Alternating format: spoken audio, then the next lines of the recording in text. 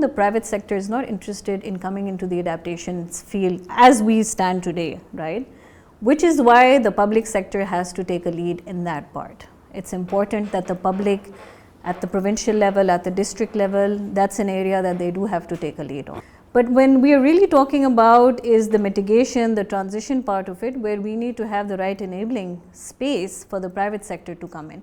Now, coming to my second thought really around the private sector, it's not a panacea. So we're okay, open the floodgates and they will come and solve the problem, because we are sweeping the entire private sector into one phrase.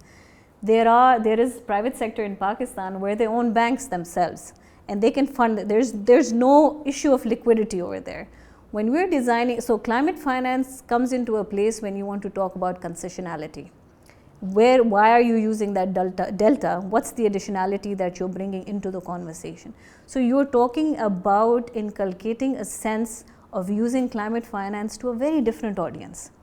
It's not the same IPPs and it's not those big giants that may have to think very differently if they have to come up with climate solutions. So the yes, private sector is about profit maximization.